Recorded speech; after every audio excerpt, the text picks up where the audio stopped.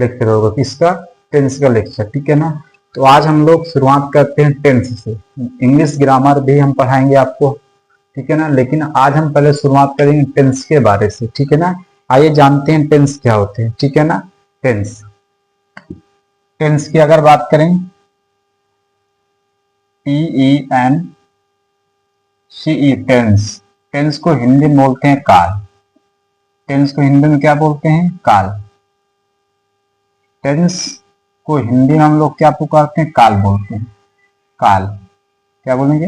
काल होता है। काल क्या होता है? देखो, आपके काल तीन प्रकार के होते हैं। काल की डिफिनेशन क्या होता है कि काल क्रिया का वह रूप है, काल क्रिया का वह रूप है जो समय के बारे में बताता है। किसके बारे में बोलेंगे? समय के बारे में बताता है। काल जो होता है वो क्रिया का वह रूप होता है जो समय के बारे में बताता है। किसके बारे में? समय के बारे में बताता है। अगर काल की डिफिनेशन की बात करें तो होता है काल, क्या बोलेंगे? काल क्रिया का वह रूप है, काल काल क्रिया का वह रूप है, जो समय के बारे में बताता है, जो समय के बारे में बताता है। किसके बारे में बोलेंगे? समय के बारे में बताता है। काल क्रिया का वह रूप होता है जो हमें समय के बारे में बताता है। किसके बारे में बोलेंगे? समय के बारे में बताता है।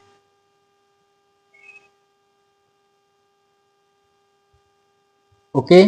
इसके बाद जो आपके काल होते हैं ना, वो आपके काल तीन प्रकार के होते हैं। कितने प्रकार के? काल को हम तीन प्रकार में बांटकर पढ़ते हैं। कितने प्रकार में बोलेंगे? तीन प्रकार के। कौन कौन सा? आपका जो पहला काल होता है उसको हम बोलते हैं प्रेजेंट काल होता है। क्या बोलेंगे? प्रेजेंट काल। पहला क्या होता है आपका?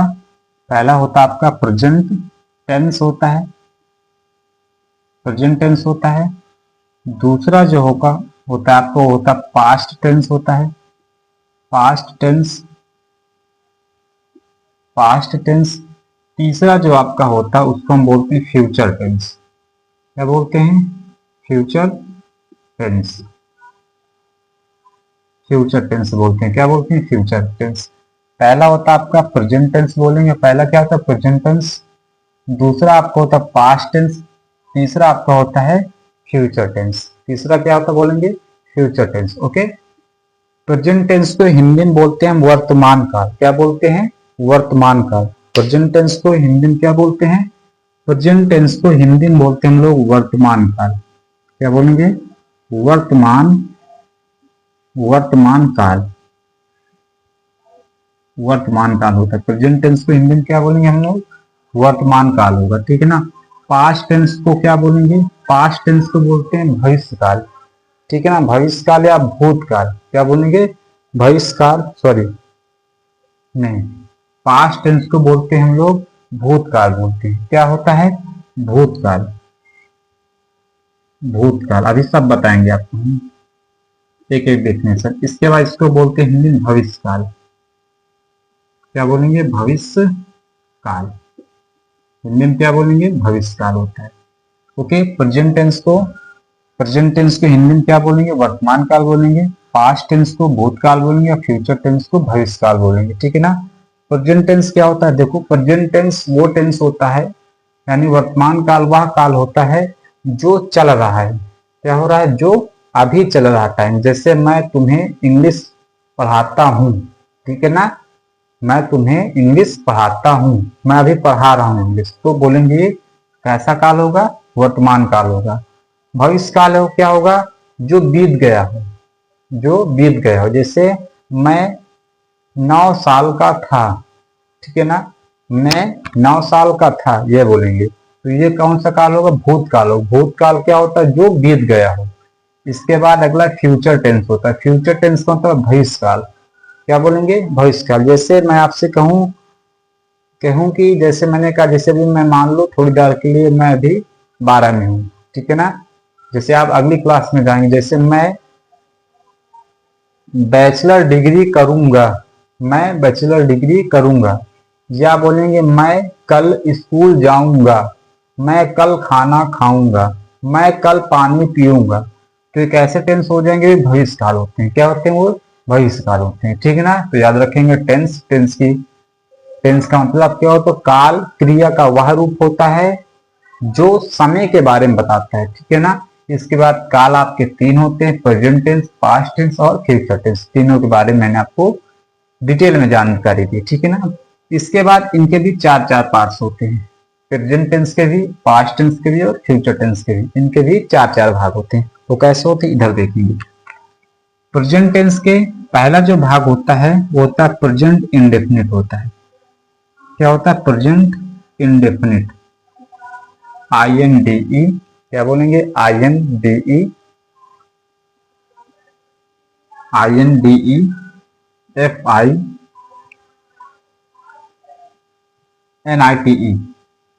FINITE प्रेजेंट इंडेफिनिट होता है। पहला क्या होता है? प्रेजेंट इंडेफिनिट होता है। दूसरा होता है प्रेजेंट कॉन्टिन्यूअस। क्या होता है? Present continuous. दूसरा क्या होता है आपका? Present continuous.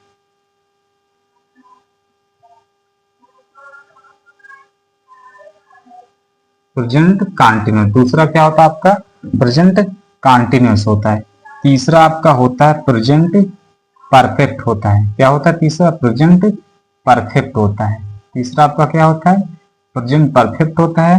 और चौथा भाग आपका होता है प्रेजेंट परफेक्ट कॉन्टिन्यूअस। क्या बोलेंगे? Present perfect continuous. दूसरा क्या होता है? Present perfect continuous, present perfect continuous होता है। ओके। इसके बाद आपका इसी तरह पास्ट टेंस में बात करेंगे तो पहले पास्ट टेंस में पहला जो आपका होता है वो होता पास्ट इंडेफिनिट होगा। ठीक है ना? सिर्फ आपको पास्ट में चेंज, जैसे इसमें प्रेजेंट इंडेफिनिट था तो प्रेजेंट प्रेजेंट प्रेजेंट प्रेजेंट किया मैंने।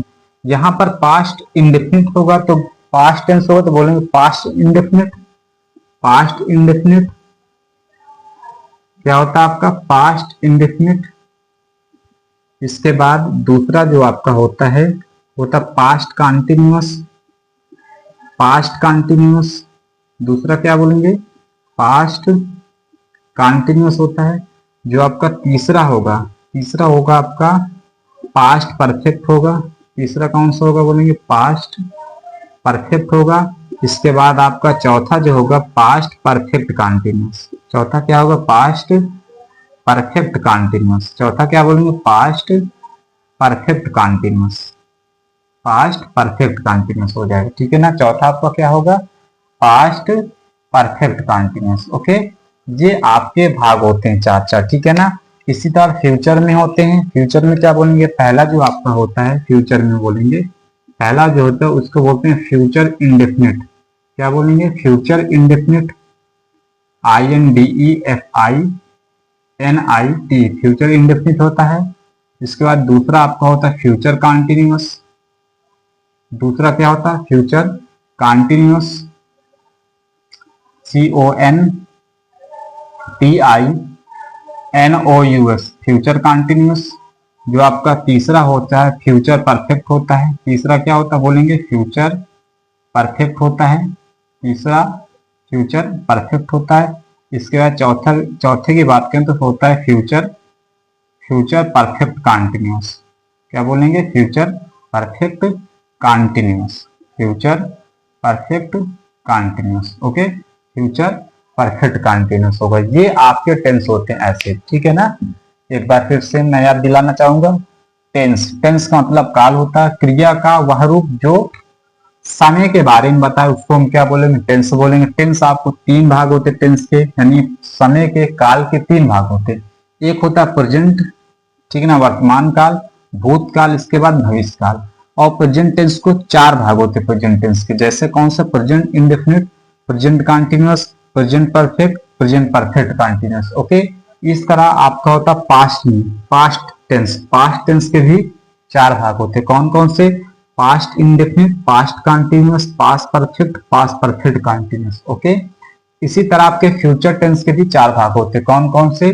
Future indefinite, future continuous, future perfect continuous. Okay. तो ये थोड़ी सी बात थी ट्रांसलेशन को शुरू करने से पहले। मैंने आपको ये छोटी छोटी चीजें बताई, ठीक है ना, कि टेंस को कैसे बांटकर और कैसे पढ़ा जाता है, इसके बारे में मैंने आपको बताया। अब इसके बाद हम लोग स्टार्ट कहाँ से करेंगे? स्टार्ट करेंगे प्रेजेंट इंडेफिनिट। कहाँ से स्टार्ट करेंगे? Present indefinite. और हाँ, अभी तक हमारी वीडियो आप लाइक नहीं करे तो लाइक कर दे और चैनल को सब्सक्राइब जरूर कर दे, ठीक है ना। ओके, इसके बाद हम लोग चर्चा क्या करेंगे? प्रेजेंट इंडेफिनिट की। अब प्रेजेंट इंडेफिनिट की क्या पहचान होती है, ठीक है ना, और सिंपल में क्या है, क्या होता है, नेगेटिव में क्या होता है, इंट्रोगेटिव, सारी चीज आपको हम प्रेजेंट इंडेफिनिट की इसी क्लास में बताएंगे, ठीक है ना। और हाँ, अगर आपको इसकी प्लेलिस्ट एक अलग से है, जब आप YouTube में हमारे जाएंगे तो एक प्लेलिस्ट है, कक्षा 9 की गणित की अलग है, कक्षा 10 की गणित की अलग है, कक्षा 11 गणित की अलग है, कक्षा 12 गणित की अलग है और इंग्लिश की अलग है, ठीक है ना। इसके बाद साइंस की भी पढ़ाएंगे, साइंस की भी अलग प्लेलिस्ट, सारी की प्लेलिस्ट अलग वीडियो आपको हमारे ही YouTube चैनल में आपको मिल जाएंगे, ठीक है ना। तो आइए आप हम लोग स्टार्ट करते हैं, इसको रेज कर देंगे। इसको किसी को नोट करना तो नोट कर लेंगे एक बार, ओके। इसके बाद हम लोग रेज करते हैं। और पहला टेंस आपका प्रेजेंट इंडेफिनिट है, तो प्रेजेंट इंडेफिनिट से ही हम पढ़ाते हैं, ठीक है ना। प्रेजेंट इंडेफिनिट से ही शुरुआत करते हैं हम लोग, प्रेजेंट इंडेफिनिट से शुरुआत करते हैं, ओके। देखो, जब भी आपको कोई चीज पढ़ाई जाए, ठीक है ना, तो आपको एकाग्र होगा पहले देखना है क्लास को, इसके बाद ही नोट्स तैयार करें अपनी, ठीक है ना। नोट्स तैयार करना बहुत जरूरी है और तैयार ही करना होता है, लेकिन जब कोई चीज आपको पढ़ाई जाए तो आपका सीधा फोकस टीचर पर होना चाहिए कि आपको टीचर क्या बताना चाह रहा है, ठीक है ना। अब पहला टेंस आपका है प्रेजेंट इंडेफिनिट। अभी मैंने बताया जस्ट ना, पहला टेंस आपका कौन सा पढ़ना है? Present indefinite. Present indefinite, INDEFINITE, present indefinite. पहला टेंस कौन सा बोलेंगे हम लोग? प्रेजेंट इंडेफिनिट है आपका। इसके बारे में हम लोग देखते हैं, प्रेजेंट इंडेफिनिट, ओके। सबसे पहले देखो, किसी भी ट्रांसलेशन को आने से पहले सबसे पहले उसकी आपको पहचान आना बहुत जरूरी है। अगर आपको किसी टेंस की पहचान ही नहीं आएगा तो आप पहचान ही नहीं सकते हो कि प्रेजेंट इंडेफिनिट है, कि प्रेजेंट कंटिन्यूअस है, कि पास्ट कंटिन्यूअस, की पास्ट इंडेफिनिट है, कि फ्यूचर इंडेफिनिट है, ठीक है ना।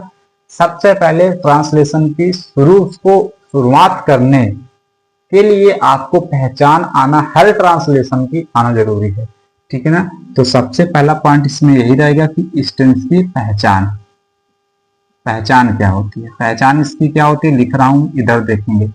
जिन हिंदी वाक्यों के अंत में, जिन हिंदी वाक्यों के अंत में, जिन हिंदी वाक्यों के अंत में, जिन हिंदी वाक्यों के अंत में, अंत में ता है, ती है, ते हैं। क्या होता है? ता है,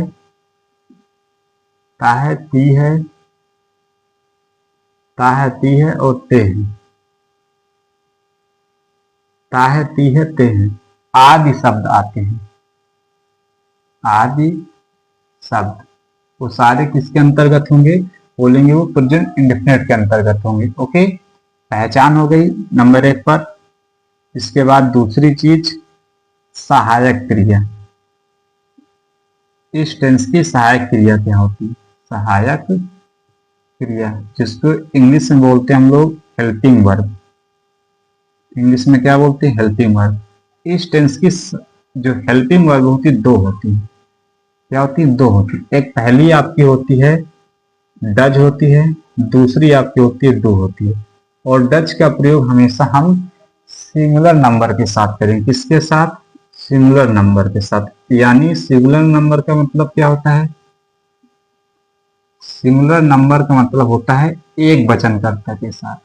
किसके साथ? एक वचन कर्ता के साथ, कर्ता के साथ, ओके। एक वचन कर्ता के साथ करेंगे। इसके बाद डू का प्रयोग हम प्लूरल नंबर के साथ करते हैं। किसके साथ? बहुवचन कर्ता के साथ। हिंदी में क्या बोलते हैं इसको हम? बहुवचन करता, बहुवचन करता, बहुवचन करता। ओके। डच का प्रयोग सिंगुलर नंबर यानी एक वचन कर्ता के साथ, डू का प्रयोग बहुवचन कर्ता के साथ करते हैं। ठीक है ना। अब एक वचन बहुवचन तो आता ही है, जैसे एक वचन मैंने कहा ही, सी और इट, ये सारे आपके एक वचन कर्ता होते हैं। या किसी का नाम आ जाए, क्या बोलेंगे, या किसी का नाम आ जाए, या किसी एक व्यक्ति का नाम हो, या किसी एक व्यक्ति का नाम हो। ठीक है ना। ये सारे क्या होते हैं आपके एक वचन कर्ता होते हैं। ठीक है ना। He see it. बहुवचन कर्ता क्या होते हैं, जैसे Y U you, you means तुम। Okay. We, W E, we means हम। आई मीन्स मैं, आई मीन्स मैं। ओके। आई मीन्स मैं। दे मीन्स वे। ये सारे आपके क्या होते हैं, बहुवचन कर्ता होते हैं। ठीक है ना। ये सारे क्या होते हैं आपके बहुवचन कर्ता होंगे। ठीक है ना। इसके बाद इसमें एक नोट पॉइंट होता है। नोट पॉइंट क्या होता है, इसको गौर से समझिए। नोट पॉइंट क्या होता है, मैं लिखने जा रहा हूं इसका नोट पॉइंट। इसका नोट पॉइंट ये होता है कि इस टेंस के, क्या बोलेंगे, इस टेंस के साधारण वाक्यों में, इस टेंस के साधारण वाक्यों में,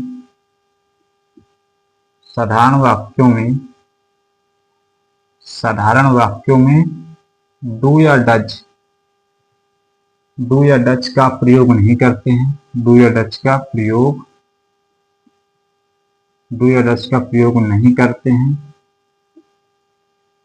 डू या डच का प्रयोग नहीं करते हैं, बल्कि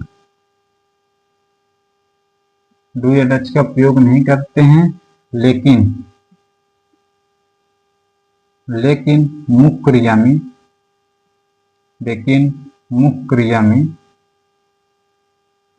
मुख्य क्रिया का मतलब मेन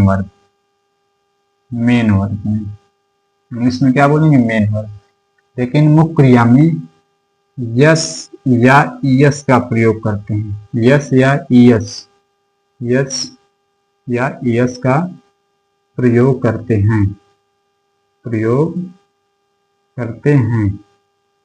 बहुवचन कर्ता के साथ नहीं करेंगे। बहुवचन कर्ता के साथ नहीं करते हैं। ये चीज है इसमें, एक वचन कर्ता के साथ करेंगे और बहुवचन कर्ता के साथ नहीं करेंगे। ठीक है। अब हम लोग सिंपल का सेंटेंस का फॉर्मूला देखेंगे। सिंपल सेंटेंस, जिसको हम बोलते हैं हिंदी में साधारण वाक्य। साधारण वाक्य, सिंपल सेंटेंस मतलब होता है साधारण वाक्य। ओके। अब साधारण वाक्य में देखेंगे, ये नोट पॉइंट होता है कि इस टेंस के साधारण वाक्यों में डू या डच का प्रयोग नहीं करते हैं। ठीक है ना। डू या डच का प्रयोग नहीं करते हैं। डू या डच का प्रयोग बोलेंगे नहीं करते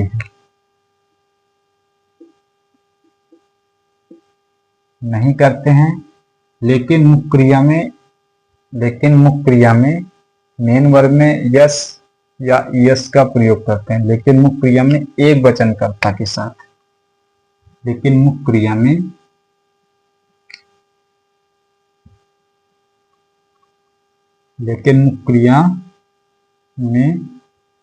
एक वचन कर्ता के साथ,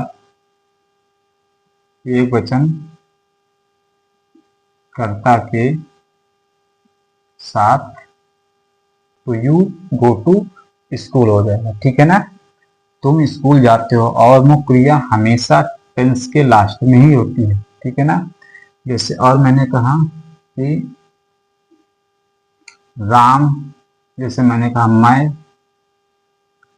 मैच, मैं मैच खेलता हूँ, मैं मैच खेलता हूँ, ये मैंने कहा।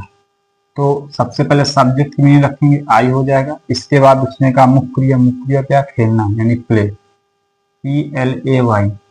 फिर कह रहा है यस या यस नहीं लगाएं क्योंकि हमारा सब्जेक्ट बहुवचन है, बहुवचन के साथ नहीं प्रयोग करेंगे। एक वचन होता तो यस या यस लगाते हैं, ठीक है ना। प्ले और द मैच, MATCH, मैच हो जाएगा, ठीक है ना। तो ऐसे सिंपल का हम लोग सिंपल सेंटेंस का टेंस कैसे बनाएंगे, सिंपल का प्रेजेंट इंडेफिनिट के सिंपल सेंटेंस को हम कैसे हल करेंगे, ये आपको समझ में आ गया होगा। उसके बाद हम लोग निगेटिव की बात करते हैं। इसकी बात करेंगे हम लोग, निगेटिव सेंटेंस की बात करते हैं।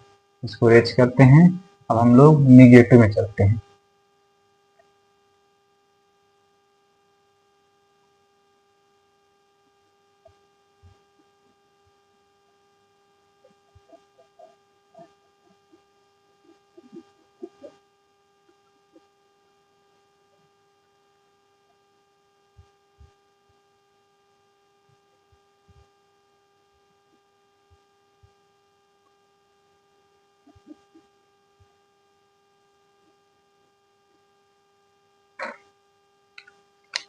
अगला negative sentence, negative sentence, okay, जिसको हम बोलते हैं नकारात्मक वाक्य। हिंदी में क्या बोलते हैं हम लोग, नकारात्मक वाक्य होते हैं, ओके। नेगेटिव सेंटेंस में क्या होता है, देखो इसमें टेंस में नहीं शब्द का प्रयोग आता है। हिंदी के वाक्यों में नहीं शब्द आपको देखने के लिए नहीं देगा, ठीक है ना। इसका जो फार्मूला होता है, नेगेटिव का जो फार्मूला होता है,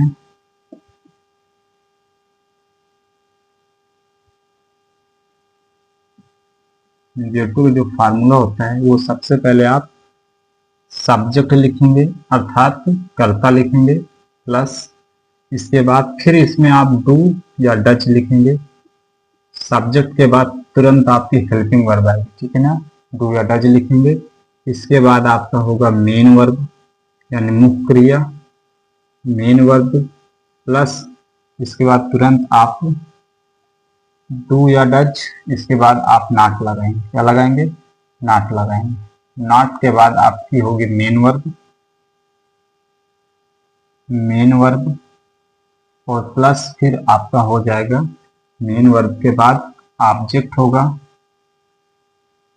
ऑब्जेक्ट के बाद फिर आपका अदर वर्ड्स हो जाएंगे, अदर वर्ड्स हो जाएंगे, ठीक है ना। हिंदी में बात करेंगे तो हिंदी के अगर फार्मूले में तो सब्जेक्ट हो जाएगा पहले यानी कर्ता, प्लस डू या डच में एक चीज लगाएंगे, प्लस नॉट तो ऐसे ही रहेगा, और मेन वर्ब का मतलब मुख्य क्रिया हो जाएगा, मुख्य क्रिया। इसके बाद प्लस ऑब्जेक्ट मतलब कर्म हो जाएगा, कर्म के बाद प्लस फिर अदर वर्ड्स का मतलब होता है अन्य शब्द हो जाएंगे। क्या हो जाएंगे, अन्य शब्द, ठीक है ना।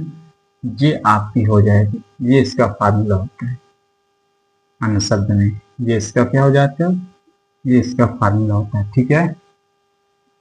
फॉर द एग्जाम्पल, जैसे जैसे मैंने कहा कि तुम आज बाजार नहीं जाते हो, नहीं जाते हो, ये तुम आज बाजार नहीं जाते हो। तो इसको जब हल करेंगे सबसे पहले हम लोग कर्ता लिखेंगे, करते इसमें क्या, यू, तुम यानी YOU। इसके बाद डू या डच में एक चीज लगाएं। अब यू आपका बहुवचन है ना, यू सब्जेक्ट आपका बहुवचन हो तो क्या लग जाएगा, डू। इसके बाद नॉट है नहीं, तुरंत नॉट लगा देंगे, यू डू नॉट। मुख्य क्रिया क्या हो, जाना, मुख्य क्रिया आपका क्या हुआ, ये जाना आपकी मुख्य क्रिया, तो गो, और जहां जाया जाता वहां के लिए टू का प्रयोग करते हैं, to market, to market, object आपका क्या है, यानी कर्म आपका क्या है, कर्म बाजार है। अन्य शब्द में आपका टाइम बच गया, आज है तो टूडे, TODAY, क्या हो जाएगा, you do not go to market today हो जाएगा, ठीक है ना। और जैसे मैंने आपसे कहा कि राम राम अपना राम अपना काम नहीं कर रहा है, नहीं कर रहा है, ये मैंने कहा राम अपना काम नहीं कर रहा है, तो क्या हो जाएगा, राम, ओके, सब्जेक्ट हो गया। इसके बाद डू या डज में प्रयोग करो, राम एक वचन है तो क्या लगेगा, डज, तो Ram does not, Ram does not. अब यहाँ पर करना, डू मीन्स क्या होता है, काम करना, do, Ram does not do. अब अपना काम, अपना काम, अब राम है तो अपने की स्पेलिंग क्या हो जाएगी, हिज वर्क, हिज वर्क हो जाएगा, तो Ram does not do his work, ठीक है ना। देखो अपना कोई मीनिंग नहीं होती है, सब्जेक्ट के हिसाब से अपना लिखेंगे, जैसे यार इधर सब्जेक्ट लिख देते, इधर अपने की मीनिंग मान लो, अपने की माने, ठीक है ना। जैसे सब्जेक्ट आई होगा तो अपने की स्पेलिंग हो जाएगा, अपने में क्या लिखेंगे, माई हो जाएगा, ठीक है ना। सब्जेक्ट तुम्हारा यू है तो अपने की स्पेलिंग हो जाएगी योर। इसके बाद सब्जेक्ट अगर दे है तो हो जाएगा, अपनी स्पेलिंग हो जाएगा डियर, डियर, ओके। इसके बाद सब्जेक्ट अगर ही है तो हो जाएगा हिज, सब्जेक्ट अगर सी है तो हर हो जाएगा, ठीक है। और सब्जेक्ट अगर वी है तो आवर हो जाएगा। अपना की कोई मीनिंग्स नहीं होती है, ठीक है ना। तो ये थी आपका प्रेजेंट इंडेफिनिट टेंस को हमने सिंपल और नेगेटिव बताया, ठीक है ना, आज की क्लास में। इसके बाद जब नेक्स्ट क्लास होगी तो आपको हम फर्स्ट टाइप इंट्रोगेटिव और सेकंड टाइप इंट्रोगेटिव के बारे में बताएंगे, ठीक है ना। तो ऐसे आपको टेंस के वाक्यों को हिंदी से इंग्लिश में चेंज किए जाते हैं, ओके।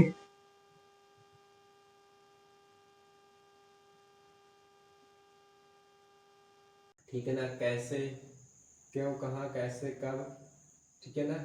ये सारे वाक्य आपको बीच में मिलेंगे, वाक्य के बीच में आपको ये शब्द देखने के लिए मिलेंगे, उसको हम क्या बोलेंगे, सेकेंड टाइप इंट्रोगेटिव सेंटेंस बोलेंगे। फर्स्ट टाइप इंट्रोगेटिव सेंटेंस के बारे में हम लोग देखते हैं। फर्स्ट टाइप इंट्रोगेटिव सेंटेंस में सबसे पहले इसका जो फार्मूला होता है, अर्थात ये कैसे इसको किए जाएंगे, इसका जो स्ट्रक्चर होता है, अर्थात इसका जो सूत्र होता है वो कुछ ऐसे होता है। सबसे पहले कोई भी सेंटेंस हो जिसका इंट्रोगेटिव सेंटेंस बनाना हो तो उसमें सबसे पहले आपको उसकी हेल्पिंग वर्ब सबसे पहले आती है। क्या आएगी, सबसे पहले हेल्पिंग वर्ब का प्रयोग करेंगे। तो इसकी जो हेल्पिंग प्रेजेंट इंडेफिनिट की होती है, आपको बताया थे हम, डू और डज हो गए। सबसे पहले क्या हो जाएगा आपका हेल्पिंग वर्ब, अर्थात डू और डज हो जाएगी, ठीक है ना। इसके बाद प्लस फिर आपका तुरंत सब्जेक्ट होगा, सब्जेक्ट हो जाएगा प्लस सब्जेक्ट के बाद अगर नॉट होगा तो नॉट लगाएंगे, अर्थात नहीं शब्द होगा तो फिर नॉट लगाएंगे। इसके बाद तुरंत नॉट के बाद आपकी मेन वर्ब आ जाएगी, अर्थात मुख्य क्रिया जिसको हम बोलते हैं, मेन वर्ब आ जाएगी प्लस मेन वर्ब के बाद आपका तुरंत ऑब्जेक्ट हो जाता है, ऑब्जेक्ट। ऑब्जेक्ट के बाद आपका हो जाएगा अदर वर्ड्स हो जाएगा, ऑब्जेक्ट के बाद क्या हो जाएगा, अदर वर्ड्स, अर्थात फिर क्वेश्चन मार्क का चिन्ह दे लेंगे। हिंदी में बताएंगे तो सबसे पहले आपकी डू और डज हो जाएगी, अर्थात सहायक क्रिया हो जाएगी। सबसे पहले सहायक क्रिया के बाद तुरंत आपका सब्जेक्ट अर्थात कर्ता हो जाएगा। इसके बाद तुरंत आप नॉट लगाएंगे कर्ता के बाद। इसके बाद मेन वर्ब का मतलब होता है मुख्य क्रिया, क्या होता है हिंदी में। फिर तुरंत आपकी क्या आ जाएगी, मुख्य क्रिया हो जाएगी। मुख्य क्रिया के बाद ऑब्जेक्ट अर्थात कर्म हो जाएगा। कर्म के बाद आपका अदर वर्ड्स का मतलब होता है अन्य शब्द हो जाएंगे, क्या आ जाएंगे, अन्य शब्द। फिर आपको अन्य शब्द लगा। इसके बाद क्वेश्चन मार्क का चिन्ह जरूर देना, चाहे हिंदी के वाक्य में हो चाहे तो इंग्लिश के वाक्य में क्वेश्चन मार्क जरूर देना, नहीं इसके बिना आपका शब्द अधूरा ही रहेगा। ये इसका फार्मूला होता है, ठीक है ना, ये इसका एक्सटेंशन होता है।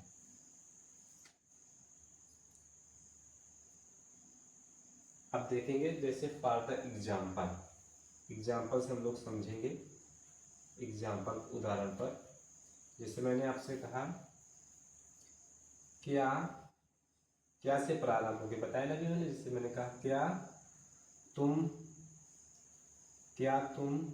बाजार नहीं जाते हो, क्या तुम बाजार नहीं जाते हो, क्या तुम बाजार नहीं जाते हो, ये मैंने कहा क्या तुम बाजार नहीं जाते हो, ठीक है ना। तो यहाँ पर देखेंगे सबसे पहले आप इसमें डू और डच में एक लगाना है, आपको डू या डच एक सिलेक्ट करना, लेकिन आप सब्जेक्ट देखकर ही या डू या डच का प्रयोग करें। अर्थात अगर हमारा सब्जेक्ट एक वचन होगा तो डच लगाएंगे, बहुवचन होगा तो डू लगाएंगे। यहाँ पर यू बहुवचन है तो क्या हो जाएगा, पहले डू हो जाए, इसके बाद सब्जेक्ट आपका क्या है, तुम, अर्थात यू इंग्लिश में होती है, ठीक है ना। नॉट है, बिल्कुल नॉट है तो नहीं हो, अर्थात नॉट हो जाएगा। यू डू नॉट, मुख्य क्रिया क्या है, जाना, गो, जहाँ जाए कहाँ जा रहा है, बाजार, तो गो टू मार्केट, MARKET, ये हो जाएगा इसका। तो क्या तुम बाजार नहीं जाते तो do you not go to market हो जाएगा, ठीक है ना। और जैसे मैंने दूसरा कहा क्या मोहन की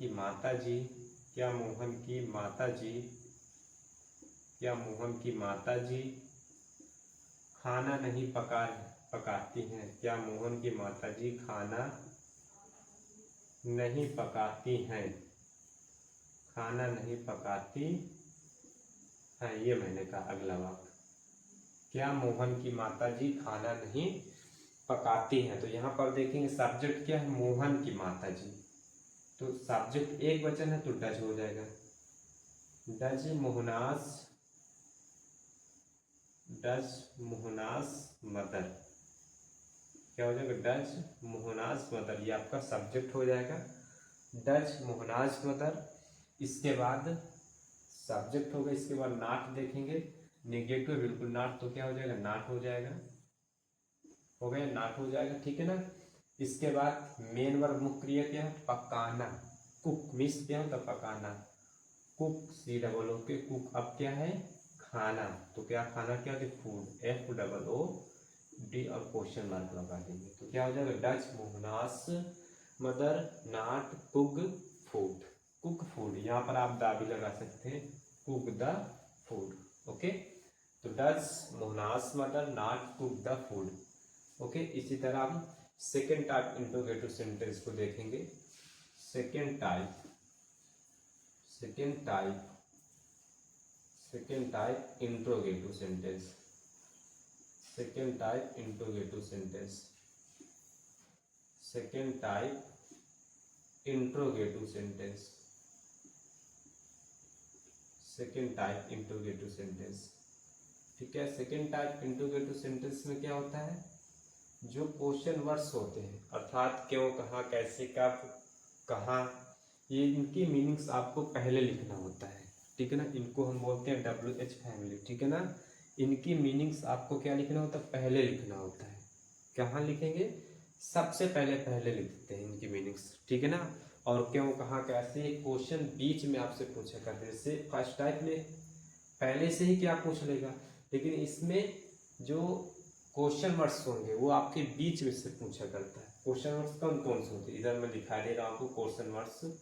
पहले जैसे मैंने कहा हु, WHO, हु मीन्स क्या होता है, कौन होता है, ये आपका क्वेश्चन वर्ड्स मीनिंग, कौन, नंबर एक। नंबर दूसरा मैंने कहा जैसे व्हाट, WHAT, व्हाट मीन्स क्या, व्हाट मीन्स क्या होता है, क्या होता है। और मैंने जैसे कहा कब, वेयर, WHERE, वेयर मीन्स कहाँ। इसके बाद चौथा आपका हो जाएगा वाई, WHY, वाई मीन्स क्यों, वाई का क्या हो जाएगा, क्यों। इसके बाद पांचवा जो आपका होता है व्हेन, WHEN, व्हेन मीन्स कब। इसके बाद अगला छठा होता हाउ, WHO, हाउ मीन्स कैसे, ठीक है ना। ये मीनिंग्स आपको से बीच में रहती है, ठीक है ना। ये क्वेश्चन वर्ड्स आपसे बीच में पूछे गए, जिससे इसका जो फार्मूला होता है, इसका जो फार्मूला होता है इसको देखेंगे। इसका जो फार्मूला, सबसे पहले हम लोग क्वेश्चन वर्ड्स लिखेंगे। क्वेश्चन वर्ड्स की मीनिंग होगी सबसे पहले। इसके बाद ये सारा फार्मूला आपका सेम ही होता है, अर्थात फिर हो जाएगा डू या डज लिखेंगे। इसके बाद तुरंत आपका सब्जेक्ट होगा, सब्जेक्ट हो जाएगा। सब्जेक्ट के बाद आपका होगा नॉट, होगा तो नॉट लिखेंगे। इसके बाद नॉट के बाद फिर सीधा आपके मेन वर्ब आएंगे प्लस में, फिर मेन वर्ब हो जाएगी अर्थात मुख्य क्रिया। मेन वर्ब के बाद हो जाएगा ऑब्जेक्ट, ऑब्जेक्ट के बाद हो जाएगा फिर अदर वर्ड्स, अदर वर्ड्स हो जाएगा। ये इसका फार्मूला होता है। हिंदी में बोलेंगे तो सबसे पहले क्वेश्चन वर्ड्स का मतलब प्रश्नवाची, प्रश्नवाचक वाक्य, प्रश्नवाचक शब्द, प्रश्नवाचक शब्द हो जाएंगे, प्लस फिर आपके हेल्पिंग वर्ब अर्थात सहायक क्रिया डू या डज हो जाएगा, प्लस फिर आपका सब्जेक्ट का मतलब कर्ता हो जाएगा। इसके बाद नॉट, नहीं शब्द होगा तो नॉट लिखेंगे। मेन वर्ब अर्थात मुख्य क्रिया हो जाएगा, फिर मुख्य क्रिया हो जाएगी। मुख्य क्रिया के बाद ऑब्जेक्ट अर्थात कर्म हो जाएगा। कर्म के बाद अदर वर्ड्स का मतलब होता है अन्य शब्द, अन्य शब्द हो जाएगा। इसलिए क्वेश्चन वर्ड बीच में देंगे। ये इसका फार्मूला होता है। प्रेजेंट इंडेफिनिट सेंटेंस के सेकेंड टाइप के सेंटेंस का ये इसका फार्मूला होता है, ठीक है ना। फॉर द एग्जाम्पल,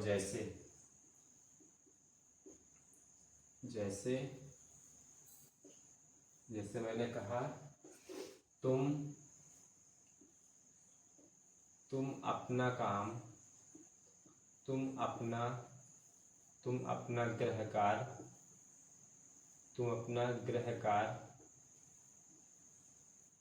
गृह कार्य कब पूरा करते हो, कब पूरा करते हो।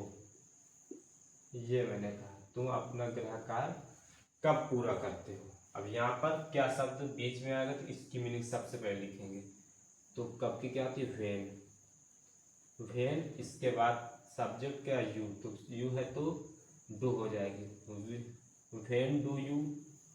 वेन डू यू, फिर पूरा करना कंप्लीट, COMPLEAT, कंप्लीट। अब अपना काम है तो यू है तो योर हो जाएगा, योर होमवर्क, गृह कार्य की होती है होम वर्क।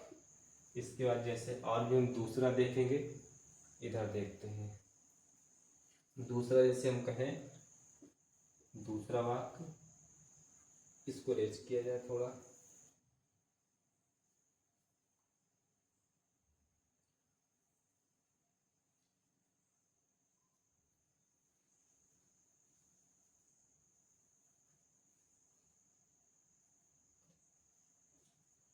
जैसे मैंने कहा राम का भाई अपने घर राम का भाई अपने घर क्यों नहीं जाता है, क्यों नहीं जाता है। ये मैंने कहा राम का भाई अपने घर क्यों नहीं जाता। यहाँ पर क्यों है क्वेश्चन वर्ड, तो इसकी सबसे पहले मीनिंग इसकी लिखेंगे भाई। इसके बाद यहाँ पर राम का भाई एक वचन है, हो जाएगा does, why does, Rama's brother, why does Rama's brothers not, कहाँ, अपने घर, not go to his house, HOUSE, ऐसे होगा।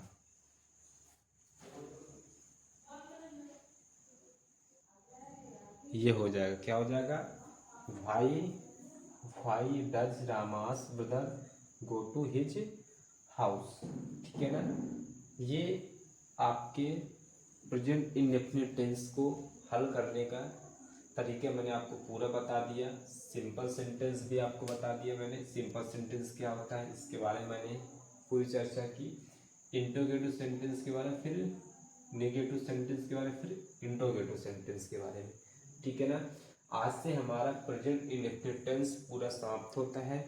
इसके बाद की जो क्लास होगी वो आपकी चालू होगी प्रेजेंट कंटिन्यूअस की होगी। किसकी, किस टेंस की होगी फिर प्रेजेंट कंटिन्यूअस टेंस की होगी। ठीक है ना।